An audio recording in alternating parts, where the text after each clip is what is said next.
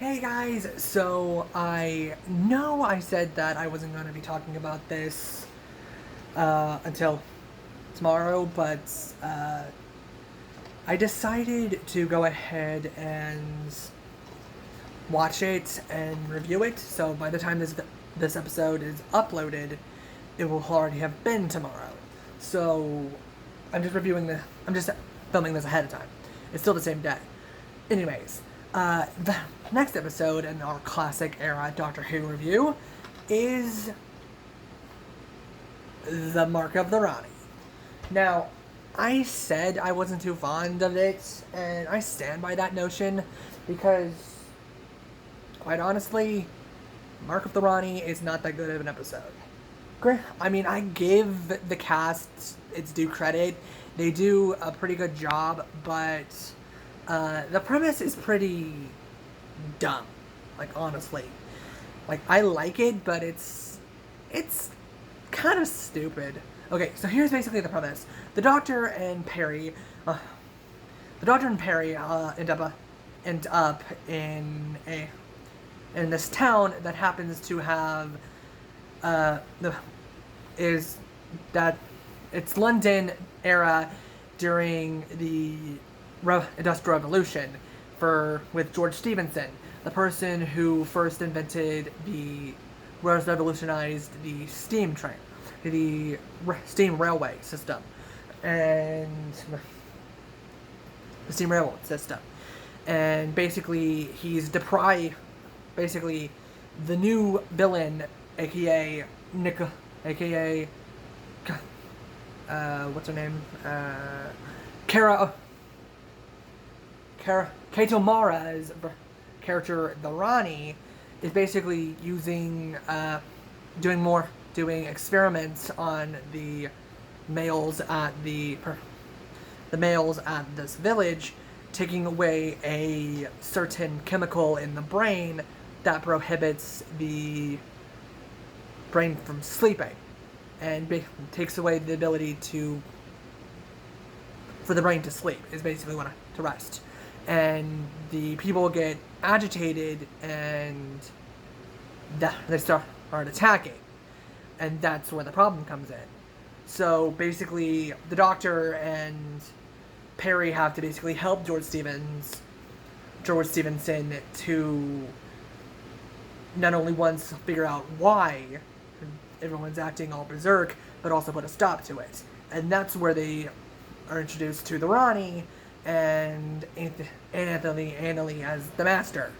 And for I'll have to admit, it's a good episode. I just don't like it because of the way it's presented. I mean, say what you will about the twin dilemma. It at least gets the point across and does it semi-decently.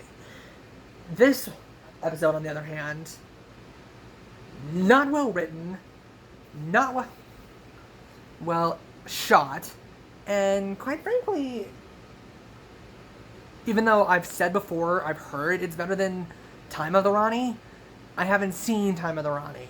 And that's with Sylvester McCoy, the 8th Doctor. The one who the 7th Doctor. Paul McGann's the 8th Doctor. That has, it's what follows Colin Bakers' era. And I will be talking about it later because, even though I'm not going to now, but I plan to eventually buy Time of the Rani. Just not right now, because I've heard it's not supposed to be that good. Anyways, some of the things I didn't like about it, the Rani's plan is stupid. Taking the ability to sleep away from the brain and basically turning the people into slaves. Well, and then a few people she turns into slaves. So basically we got two plots going on at the same time. Rani's experiments and Rani basically enslaving people with slugs, and the Master there for impregnated parasites, and the Master there, he kind of actually served a purpose. just to assist the Rani and comment on her, on what she does. Basically serving as her version of Perry, except doesn't help her, just straight up mocks most of it. And granted, I will admit that, like, say, had this been done by Roger Delgado back in the day, back in the Third Doctor's tenure, it probably wouldn't have worked either. Because, you know, at least there, like, there's a reason to be set in that particular time period of Earth, but at the same time, there's still no reason. Like, the Rani choosing that particular date, that particular era of Earth. Because apparently she had been back and forth from Earth several times in that previous time. The Dark Ages, the Middle Ages, the American Revolution, and so on and so forth.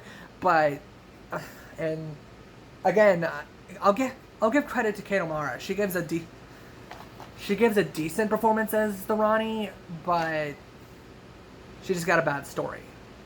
Same for Anthony Ainley, Colin Baker, Nicola Bryant, and the rest of the cast.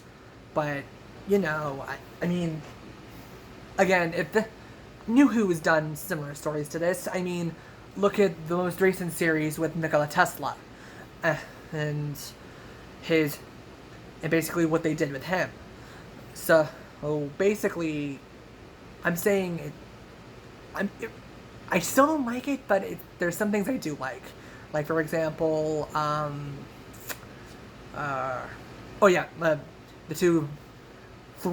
this episode being one of the only, like, well, unless you count the 3 Doctors, in which case that's also got 3 Time Lords, but, like, this is one of the only times I think the Master, the Rani, and the Doctor ever faced off against each other. And in the end, the Doctor ends up tricking them, which I liked the fact that he basically tempered with the Rani's TARDIS to where the inability to control its speed, that was just hilarious.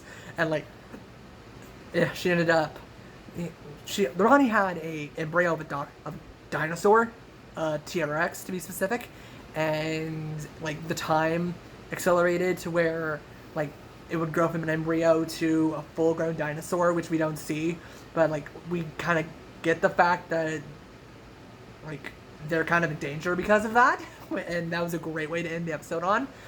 And then, like, with that storyline, and then the actual storyline ends with the Doctor and Perry taking off in the TARDIS in front of George Stevenson, and just basically him and the Lord of the Estate basically just reacting to, you know,